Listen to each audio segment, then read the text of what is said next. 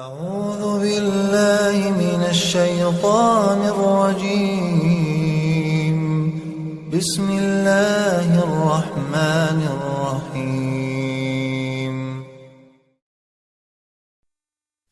الحمد للہ وکفا السلام علی عبادہ الذین اصطفیٰ۔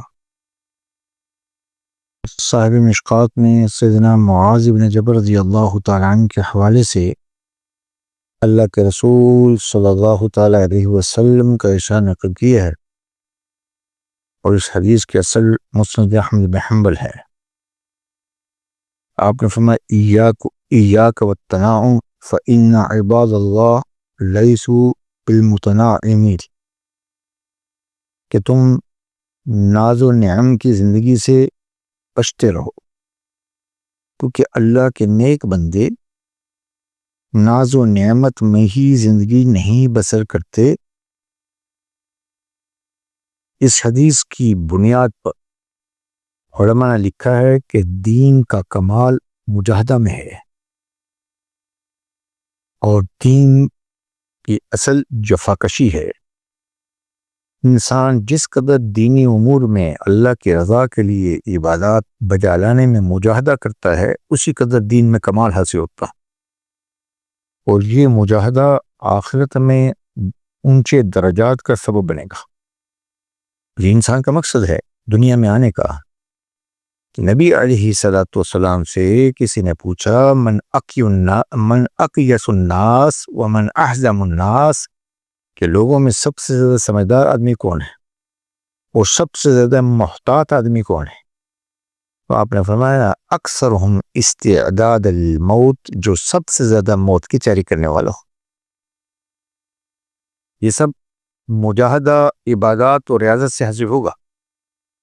یہ ناز و نعم اس مقصد اصلی کے حصول میں رکاوٹ کا سبب بنے گا، کیونکہ نعمتوں اور تنعم کا مفہوم انسانی خواہشات کی تکمیل اور اس کا اہتمام اور اسی کے اندر وقت گزارنا ہے، اور بہت زیادہ دنیاوی لذتوں اور نعمتوں کے درمیان میں رہنا، اور ہر وقت کھاتے پیتے اور طبیعت و نفس کی پسندیدہ چیزوں میں اپنے نفس کو اس کو لبھانا اور نفس کو اسی میں مشغول رکھنا۔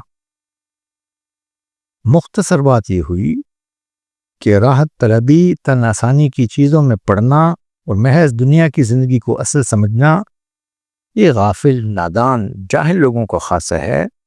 کیونکہ مومن تو عابر السبیل، کہ وہ راہ چلتا مسافر ہے، جس میں آپ نے فرمایا ایک موقع پر مالی والی دنیا، مجھے تمہاری دنیا سے کیا لینا؟ مثل کا مثل دنیا کا راکب استظل تحت شجرۃ ثم راح وترکها، کہ میری حیثیت اس مسافر کسی ہے جو راہ چلتا ہو، اور دوران سفر تھوڑی دیر سستانے کے لیے کسی سایہ دار درخت کے نیچے لیٹے، اور پھر اپنی ضرورت پوری ہونے پر چل پڑے، درخت کو بھی وہیں چھوڑ دے، اس کے سایہ کو بھی چھوڑ۔ تو مومن وہ خواہشات ہی پوری کرتا رہے دنیا میں، وہ ایسی زندگی نہیں گزارتا، بلکہ وہ اپنی خواہشات کو محدود کرتا ہے۔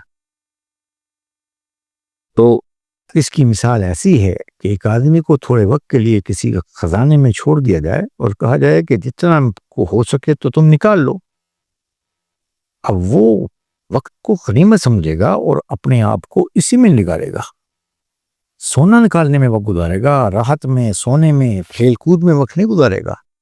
اسی لیے حضور نے فرمایا ان البذاذۃ من الایمان، یہ سادگی ایمان کا حصہ ہے۔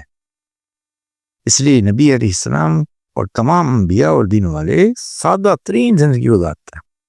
آپ نے بلا وجہ کے تکلف سے بچنے کا اہتمام کیا بھی ہے اور امت کو ترغیب بھی دی ہے، اور اس حدیث میں تو صاف کہہ دیا کہ ناز و نعم سے بچو، کیونکہ اللہ والے وہ ناز و نعمت کی زندگی اور عیش و عشرت کی زندگی اور غفلت والی زندگی نہیں گزارتے۔ اللہ ہم سب کو دین سے عمل کرنے کی توفیق عطا فرمائے۔